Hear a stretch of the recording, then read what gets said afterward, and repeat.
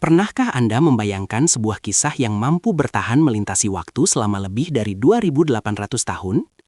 Bayangkan, sebuah dunia di mana ingatan manusia adalah satu-satunya perpustakaan yang ada. Sekitar tahun 750 sebelum Masehi, di tengah kebangkitan peradaban Yunani, muncul dua karya yang mengubah wajah sastra selamanya. Ini bukan sekadar puisi biasa, melainkan fondasi dari seluruh budaya barat yang kita kenal sekarang. Siapakah sosok di balik teks-teks megah ini, dan mengapa kisah mereka tetap relevan hingga detik ini? Mari kita selami misteri abadi dari Iliad dan Odyssey. Selamat datang di Catatan Edo, di mana hari ini kita akan menjelajahi kedalaman sejarah melalui kacamata Homer. Kita akan membahas bagaimana Iliad dan Odyssey diciptakan, struktur epiknya yang rumit, hingga dampaknya bagi masyarakat Yunani kuno.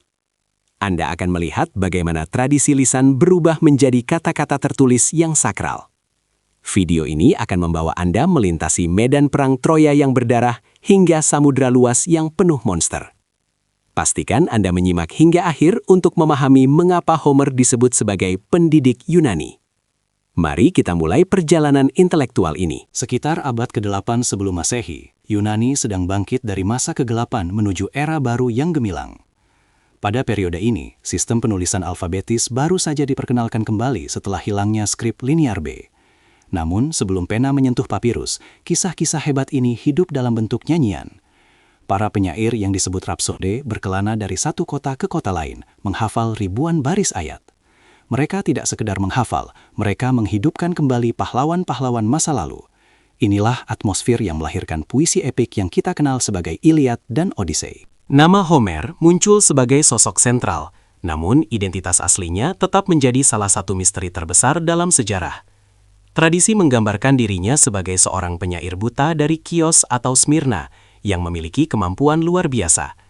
Beberapa sarjana modern mempertanyakan apakah Homer benar-benar satu orang tunggal atau sekumpulan penyair yang karyanya digabungkan. Perdebatan ini dikenal sebagai masalah Homerik yang telah berlangsung selama berabad-abad. Terlepas dari identitasnya, konsistensi gaya dan visi artistik dalam kedua epik ini sangat mencengangkan. Karyanya mencerminkan puncak dari tradisi lisan yang telah disempurnakan selama generasi. Mari kita mulai dengan Iliad, sebuah narasi yang memusatkan perhatian pada beberapa minggu terakhir dari Perang Troya yang berlangsung 10 tahun. Menariknya, Iliad tidak menceritakan seluruh perang, melainkan fokus pada satu tema utama, amarah Achilles. Achilles, prajurit terhebat Yunani, merasa dihina oleh Raja Agamemnon dan memutuskan untuk mundur dari pertempuran. Keputusan ini membawa konsekuensi bencana bagi pasukan Yunani yang terjepit di pinggir pantai. Kita diajak melihat bagaimana ego seorang pria dapat menentukan nasib ribuan orang di medan perang. Ini adalah studi mendalam tentang psikologi manusia dan kehormatan. Iliad memperkenalkan kita pada konsep kleos atau kemasyhuran abadi yang menjadi motivasi utama para pahlawannya. Bagi para pahlawan Yunani, hidup itu singkat, namun nama yang harum akan hidup selamanya melalui lagu-lagu penyair. Achilles diberikan pilihan, hidup lama namun terlupakan, atau mati muda di Troya namun namanya abadi. Konflik internal ini memberikan kedalaman emosional yang luar biasa pada cerita tersebut. Penonton diajak merenungkan apa artinya menjadi seorang pahlawan dan harga yang harus dibayar untuk itu. Puisi ini menggambarkan perang bukan hanya sebagai kemuliaan, tapi juga sebagai tragedi yang memilukan. Adegan pertempuran dalam Iliad digambarkan dengan detail yang sangat grafis dan teknis. Homer tidak ragu untuk mendeskripsikan secara tepat bagaimana tombak menembus baju zirah atau bagaimana nyawa meninggalkan tubuh. Namun, di antara kekerasan tersebut, terdapat momen-momen kemanusiaan yang sangat menyentuh. Salah satu adegan paling ikonik adalah pertemuan antara Raja Priam dari Troya dan Achilles. Priam datang secara rahasia ke tenda musuhnya untuk memohon jenazah putranya, Hektor, agar bisa dimakamkan dengan layak. Di sana, dua pria yang saling bermusuhan menangis bersama, menyadari kesedihan universal manusia. Peran para dewa dalam Iliad juga tidak kalah pentingnya, karena mereka sering turun tangan langsung dalam urusan manusia. Zeus, Hera, Athena, dan Apollo tidak hanya menonton dari Olympus, tetapi mereka memihak dan ikut berperang. Dewa-dewi ini digambarkan memiliki sifat yang sangat manusiawi. Mereka bisa iri, marah, dan penuh tipu muslihat. Hal ini menunjukkan keyakinan orang Yunani bahwa nasib manusia selalu terjalin dengan kehendak ilahi. Hubungan antara kehendak bebas manusia dan takdir yang ditetapkan dewa menjadi tema filosofis yang kuat. Perang Troya dalam visi Homer adalah panggung bagi manusia dan dewa. Setelah kejatuhan Troya yang legendaris, kita beralih ke Odyssey, yang menceritakan perjalanan pulang Odysseus. Jika Iliad adalah epik tentang perang dan kemarahan, Odyssey adalah epik tentang perjalanan, kecerdikan, dan ketabahan. Odysseus, Raja Ithaka, harus menghabiskan 10 tahun lagi untuk kembali ke rumahnya setelah perang berakhir. Dia harus menghadapi berbagai rintangan ajaib yang menguji batas kemampuannya sebagai manusia dan pemimpin. Berbeda dengan Achilles yang mengandalkan kekuatan fisik, Odysseus mengandalkan metis atau kecerdikan intelektual. Inilah transisi dari pahlawan otot menuju pahlawan otak. Perjalanan Odysseus adalah serangkaian pertemuan dengan makhluk-makhluk mitologis yang melambangkan berbagai godaan dan bahaya. Salah satu yang paling terkenal adalah pertemuan dengan Cyclops Polyphemus, raksasa bermata satu yang memenjarakan kru Odysseus. Melalui tipu muslihat yang cerdik, Odysseus berhasil membutakan raksasa itu dan melarikan diri. Namun ia memicu kemarahan Poseidon. Poseidon, sang dewa laut, kemudian bersumpah untuk menghalangi kepulangan Odysseus ke tanah airnya. Konflik ini mengubah perjalanan pulang yang sederhana menjadi pengasingan yang panjang dan penuh penderitaan. Setiap pulau yang ia kunjungi membawa ujian baru bagi kesetiaan dan integritasnya. Selama perjalanannya, Odysseus juga menghadapi godaan yang mengancam identitas dan tujuannya. Dia bertemu dengan penyihir Circe yang mengubah anak buahnya menjadi babi, serta harus melewati nyanyian siren yang mematikan. Siren menjanjikan pengetahuan tanpa batas kepada siapapun yang mendengar lagunya, namun berujung pada kematian. Odysseus memerintahkan anak buahnya menyumbat telinga dengan lilin, sementara ia sendiri diikat ke tiang kapal agar bisa mendengar tanpa celaka. Ini menelipkan rasa anjing tahu manusia yang besar, namun tetap terkendali oleh disiplin. Kisah-kisah ini menjadi alegori bagi perjuangan moral manusia melawan nafsu dan keinginan sesaat. Odisea bukan hanya tentang petualangan di laut, tetapi juga tentang apa yang terjadi di rumah, di Ithaka. Istri Odisea, Penelope, sedang berjuang mempertahankan kerajaannya dari sekelompok pelamar yang serakah. Selama 20 tahun, Penelope tetap setia, menggunakan kecerdikannya sendiri untuk menunda pernikahan baru. Dia berjanji akan memilih pelamar setelah selesai menenun kain kafan bagi ayah mertuanya. Namun, ia membongkar tenunannya setiap malam. Kesetiaan dan ketabahan Penelope menjadi penyeimbang sempurna bagi petualangan fisik Odisea. Di sini, kepahlawanan domestik diangkat setinggi kepahlawanan di medan perang. Ketika Odysseus akhirnya kembali ke Ithaka, dia tidak datang sebagai raja yang menang, melainkan sebagai pengemis yang menyamar. Penyamaran ini adalah ujian terakhir untuk melihat siapa yang masih setia kepadanya setelah 2 dekade berlalu. Dia hanya dikenali oleh anjing tuanya, Argos, dan perawat lamanya melalui bekas luka di kakinya. Klimaks cerita terjadi dalam kompetisi memanah, di mana hanya Odysseus yang mampu menekuk busur besarnya. Dengan bantuan putranya, Telemachus, dia memulihkan ketertiban di istananya dengan cara yang keras namun dianggap adil menurut standar zaman itu. Keadilan akhirnya ditegakkan kembali setelah bertahun-tahun kekacauan. Struktur naratif Odyssey sangat modern, menggunakan teknik in media res atau memulai cerita di tengah-tengah peristiwa. Homer juga menggunakan kilas balik yang kompleks untuk menyusun petualangan Odysseus, menciptakan ketegangan yang terus terjaga. Teknik bercerita ini sangat revolusioner untuk zamannya dan telah ditiru oleh ribuan penulis sejak saat itu. Bahasa yang digunakan dalam epik ini kaya akan epitet dan metafora yang disebut similis Homerik. Perbandingan panjang ini seringkali mengambil gambaran dari alam atau kehidupan sehari-hari untuk menjelaskan momen dramatis. Hal ini membuat puisi tersebut terasa hidup dan dekat dengan pengalaman audiensnya. Penting untuk dipahami bahwa bagi orang Yunani kuno, epik Homer bukan sekedar hiburan, melainkan panduan hidup. Iliad dan Odyssey mengajarkan nilai-nilai arete atau keunggulan moral dan fisik dalam segala hal. Mereka memberikan model perilaku bagi kaum muda tentang bagaimana cara bertarung, berbicara di depan umum, dan menghormati dewa. Homer adalah kurikulum dasar bagi setiap warga negara Yunani yang terpelajar selama berabad-abad. Bahkan filsuf besar seperti Plato, meskipun mengkedek beberapa aspek mitologinya, mengakui pengaruh Homer yang tak terbendung. Homer adalah perekat budaya yang menyatukan berbagai negara kota Yunani yang sering berperang. Homer juga memberikan pengaruh besar pada perkembangan bahasa Yunani itu sendiri. Dialek yang digunakan dalam epik-epik ini adalah campuran dari berbagai dialek regional, menciptakan bahasa sastra yang unik. Kosakata dan struktur kalimatnya menjadi standar bagi puisi-puisi berikutnya di seluruh dunia Mediterania. Tanpa Homer, mungkin kita tidak akan memiliki bahasa puitis yang kita kenal sekarang dalam tradisi Eropa. Kata-kata seperti stentorian, mentor, dan Odisi itu sendiri berasal langsung dari karakter dan cerita dalam epik ini.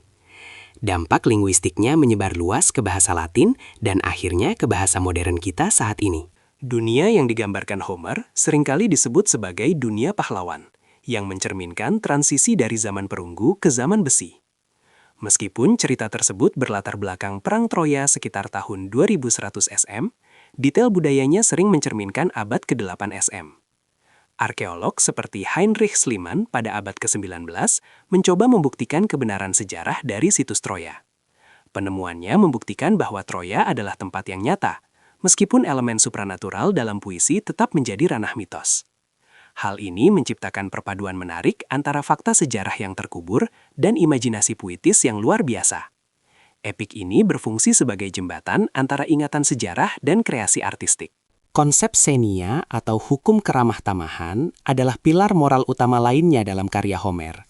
Di dunia di mana perjalanan sangat berbahaya, memperlakukan tamu dengan baik adalah kewajiban yang sakral di bawah perlindungan Zeus. Dalam Odyssey, kita melihat kontras antara keramah tamahan yang baik dari Raja Alcinous dan pelanggaran keji dari para pelamar. Pelanggaran terhadap xenia seringkali menjadi pemicu hukuman ilahi yang berat dalam cerita tersebut. Nilai ini sangat mendasar bagi kohesi sosial masyarakat kuno yang belum memiliki sistem hukum formal yang luas. Melalui cerita, Homer menegakkan norma sosial yang menjamin keamanan bagi pengelana dan orang asing. Wanita dalam epik Homer juga memiliki peran yang jauh lebih kompleks daripada yang sering dibayangkan. Selain Penelope, kita melihat sosok seperti Helen dari Troya, yang kecantikannya memicu perang, namun ia digambarkan dengan nuansa penyesalan. Ada juga Andromache, istri Hektor, yang mewakili penderitaan para wanita dan anak-anak akibat peperangan. Di pihak dewa, dewi seperti Athena digambarkan sebagai perwujudan kebijaksanaan dan strategi perang yang paling efektif. Meskipun hidup dalam masyarakat patriarki, karakter-karakter wanita ini memiliki agensi dan suara yang kuat dalam narasi. Mereka memberikan dimensi emosional dan etis yang melengkapi aksi para prajurit pria. Tema kematian dan dunia bawah juga dieksplorasi secara mendalam dalam Odyssey, khususnya saat Odysseus mengunjungi Hades. Di sana, ia bertemu dengan arwah rekan-rekannya yang telah gugur dan mendapatkan ramalan tentang masa depannya. Pertemuannya dengan bayangan Achilles memberikan perspektif yang mengejutkan tentang kemuliaan perang.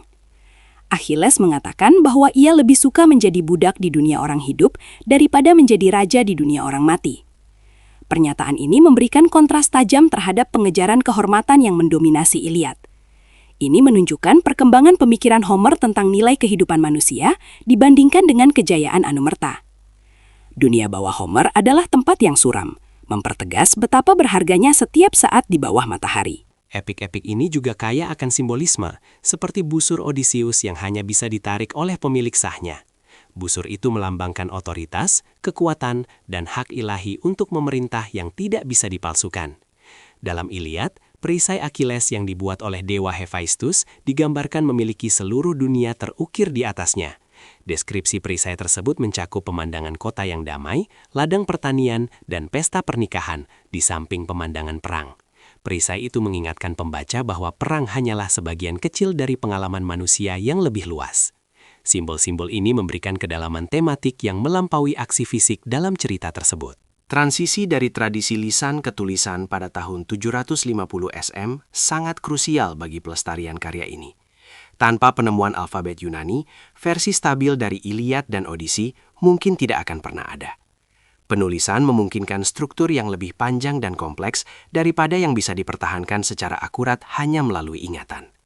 Namun, teks tertulis tersebut tetap mempertahankan jejak asal-usul lisannya, seperti frasa berulang dan struktur ritmis. Hal ini menciptakan gaya yang sangat kuat dan menghipnotis saat dibacakan dengan lantang. Karya Homer adalah titik di mana ingatan purba bertemu dengan teknologi literasi baru yang revolusioner. Pengaruh Homer meluas ke Romawi, di mana penyair Virgil menciptakan Aeneid sebagai jawaban Romawi untuk Iliad dan Odyssey. Virgil mengambil karakter minor dari Iliad, Aeneas, dan menjadikannya pendiri leluhur bangsa Romawi. Seluruh struktur Aeneid meniru pola perjalanan Odyssey di paruh pertama dan peperangan Iliad di paruh kedua. Hal ini menunjukkan bagaimana Homer menjadi standar emas bagi keunggulan sastra selama berabad-abad. Tanpa pondasi yang diletakkan oleh Homer, tradisi epik dunia mungkin akan berbentuk sangat berbeda. Roma mengadopsi dewa-dewa dan nilai-nilai Homer, menyebarkannya ke seluruh kekaisaran mereka yang luas. Memasuki era Renaissance, penemuan kembali teks-teks Yunani memicu ledakan kreativitas baru dalam seni dan sastra. Seniman seperti Botticelli dan penulis seperti Dante serta Milton sangat dipengaruhi oleh arketipe yang diciptakan Homer. Karakter Odysseus menjadi simbol bagi pencarian pengetahuan manusia yang tak terpuaskan, bahkan melampaui batas-batas yang diizinkan. Dante menempatkan Odysseus dalam Inferno-nya sebagai peringatan akan bahaya kecerdikan yang tidak terkendali. Namun, kekaguman terhadap keberanian dan daya tahan karakter-karakter Homer tetap tak tergoyahkan. Setiap generasi menemukan cara baru untuk menafsirkan kembali kisah-kisah kuno ini sesuai dengan tantangan zaman mereka. Di zaman modern, pengaruh Homer tetap hidup dalam budaya populer, mulai dari film Hollywood hingga novel kontemporer. Film Troy yang dibintangi Brad Pitt membawa aksi Iliad ke penonton global dalam skala yang masif. Novel Ulysses karya James Joyce secara cerdik memetakan petualangan Odysseus ke dalam satu hari di Dublin modern. Bahkan franchise fiksi ilmiah seperti Star Trek sering mengambil tema-tema Homerik tentang eksplorasi dan kepulangan. Ini membuktikan bahwa tema dasar tentang konflik, keluarga, dan identitas adalah hal yang universal. Homer telah memberikan kita bahasa dasar untuk memahami drama kehidupan manusia. Mempelajari Homer juga membantu kita memahami sejarah awal etika dan politik Barat. Konsep tentang musyawarah publik, hak-hak individu, dan tanggung jawab pemimpin terhadap rakyatnya mulai terlihat di sini. Meskipun dunianya penuh dengan kekerasan, ada pengakuan akan pentingnya hukum dan persuasi di atas kekuatan kasar. Pertemuan majelis di Iliad menunjukkan benih-benih awal dari apa yang nantinya akan menjadi demokrasi Athena. Homer memberikan potret tentang masyarakat yang sedang mencoba merumuskan cara hidup bersama yang lebih teratur. Ini adalah catatan sejarah tentang evolusi sosial manusia yang sangat berharga. Penting untuk diingat bahwa plus 750 SM bukan hanya waktu penulisan, tapi juga waktu lahirnya identitas Pan-Helenik. Melalui puisi-puisi ini, orang-orang dari berbagai wilayah Yunani merasa memiliki warisan dan sejarah yang sama. Mereka melihat diri mereka bukan hanya sebagai orang Spartan atau Athena, tapi sebagai Akaian atau bangsa Yunani. Homer memberikan mereka pahlawan nasional dan sistem nilai yang bisa mereka banggakan bersama. Hal ini sangat penting dalam menghadapi ancaman luar, seperti saat invasi Persia di kemudian hari. Kesatuan budaya seringkali lebih kuat daripada kesatuan politik, dan Homer adalah arsitek utamanya. Saat kita meninjau kembali Iliad dan Odyssey hari ini, kita melihat cermin dari perjuangan kita sendiri. Kita melihat ketakutan akan kematian, kerinduan akan rumah, dan pencarian makna di tengah kekacauan dunia. Homer tidak memberikan jawaban yang mudah, tetapi dia mengajukan pertanyaan-pertanyaan yang paling mendasar. Keindahan puisinya terletak pada kemampuannya untuk menangkap kemuliaan dan kerentanan manusia secara bersamaan. Bahkan setelah ribuan tahun, suara Homer masih bergema, mengingatkan kita akan esensi kemanusiaan kita. Membaca atau mendengarkan epik ini adalah bentuk dialog dengan nenek moyang intelektual kita. Ini adalah perjalanan yang layak dilakukan oleh setiap pencinta sejarah. Kesimpulannya, karya Homer sekitar tahun 780 SM adalah salah satu pencapaian intelektual terbesar umat manusia. Ia berhasil merangkum tradisi lisan berabad-abad ke dalam bentuk seni yang abadi dan memiliki struktur yang kuat. Iliad memberikan kita kedalaman emosi perang, sementara Odyssey memberikan kita harapan akan perjalanan hidup. Bersama-sama, mereka membentuk peta jalan bagi perkembangan budaya dan pemikiran Barat. Homer bukan sekadar nama dari masa lalu, melainkan obor yang terus menerangi jalan bagi sastra dan sejarah. Warisannya akan terus hidup selama manusia masih mencintai cerita dan mencari kebenaran tentang diri mereka sendiri. Terima kasih telah menemani kami dalam perjalanan mendalam melintasi dunia Homer ini. Jika Anda menikmati eksplorasi sejarah dan sastra ini, jangan lupa untuk memberikan like dan subscribe untuk update seru lainnya. Bagikan pendapat Anda di kolom komentar. Mana yang lebih Anda sukai, petualangan Odyssey atau drama Iliad? Kami sangat ingin mendengar perspektif Anda tentang warisan abadi dari Yunani kuno ini. Sampai jumpa di video berikutnya, di mana kita akan terus mengungkap misteri sejarah dunia yang menakjubkan. Teruslah belajar, terus bertanya, dan jangan lupa like dan subscribe untuk update seru lainnya.